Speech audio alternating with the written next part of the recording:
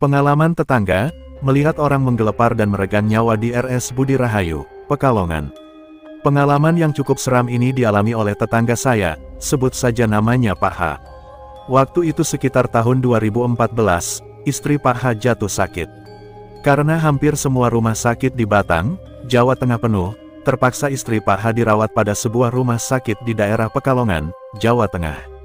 Namanya Rumah Sakit Budi Rahayu. Rumah sakit ini sudah ada semenjak tahun 1966 dan pendirinya kalau nggak salah suster dari Belanda. Konon menurut cerita, rumah sakit ini terkenal sangat angker dan wingit. Kembali ke cerita, istri Pak H pun dirawat di RS Budi Rahayu, dan orang yang selalu setia menunggui adalah suaminya, yaitu Pak H. Sedangkan kedua anak Pak H sudah pada sibuk ngurusin keluarganya sendiri-sendiri.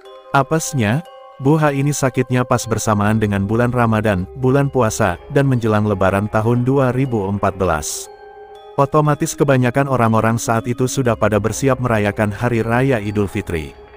Kondisi kamar perawatan pun mulai kosong, karena kebanyakan pasien sudah pada pulang. Hanya beberapa orang saja di kamar kelas 3, satu kamar 8 orang, masing-masing ranjang diberi penutup kain gorden. Malam pertama Pak H menunggui istrinya, Pak H sering mengalami kejadian-kejadian aneh.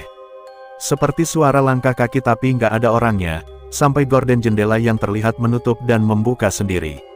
Dari 8 pasien di kamar perawatan itu, ada seorang pasien di samping ranjang istri Pak H yang selalu sendirian.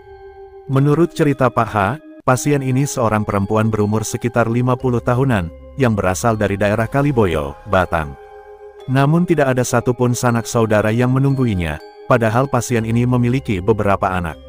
Di siang hari, di sela-sela Pak H menunggu istrinya, si pasien ini sempat ngobrol-ngobrol dengan Pak H dan sempat menawari buah pisang kepada Pak H dan Bu H.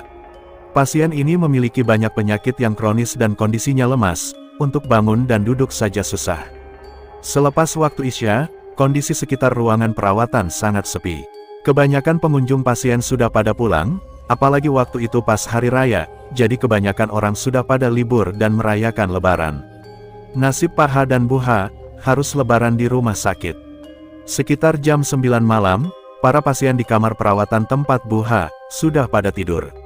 Waktu itu hanya Pak H saja pengunjung yang ikutan menemani pasien, sementara yang 7 pasien lainnya tidur sendiri-sendiri. Tepat jam 12 malam, Pak H yang tidur beralaskan tikar di bawah ranjang Bu H terbangun karena mendengar suara orang ngorok. Akhirnya Pak H hanya terduduk sendirian, sementara orang lain pasien sudah pada tidur. Jam 1 malam suara ngorok pasien di samping Pak H terdengar sangat keras. Pak H sempatkan melongok sambil membuka gorden pembatas. Ternyata pasien di sebelahnya itu mulai gerak-gerak. Pak H mau nolongin juga ngeri, apalagi katanya di atas Eternit terlihat bayangan putih yang seliwer-seliwer. Jam 1:30 pagi, si pasien terlihat meronta dan menggelepar laksana orang dicekik. Dan kata Pak H, pasien ini seperti marah dan menyebut satu persatu anaknya.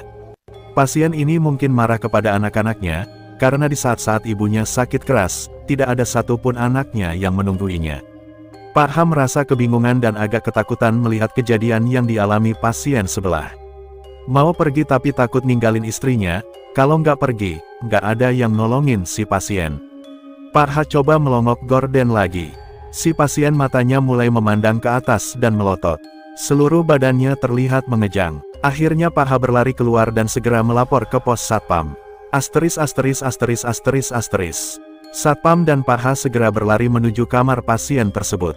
Melihat pasien sudah gawat, Satpam tidak berani bertindak sendiri. Dia segera melapor ke perawat yang berjaga. Perawat dan Satpam pun mulai memberikan pertolongan kepada pasien. Sementara Pak H hanya bisa melihat di sela-sela gorden pembatas. Petugas selalu memberikan selang oksigen, tapi tampaknya sudah tidak ada tanda-tanda kehidupan. Lalu petugas menekan-nekan dada pasien, tapi terlambat, si pasien rupanya sudah lewat. Setelah itu petugas segera melapor dan mengabari kepada keluarga pasien. Menurut Pak H, hari itu juga pasien yang sudah meregang nyawa tersebut langsung digulung dengan kain spraynya dan dibawa dengan ambulans menuju rumah sanak saudaranya. Pelajaran buat kita semua, bila orang tua sedang sakit, sebisa mungkin ada salah satu anaknya yang menungguinya. Bisa jadi pasien yang meregang nyawa sambil marah memanggil anak-anaknya itu. Matinya nggak tenang. Nauzubillahi min zalik.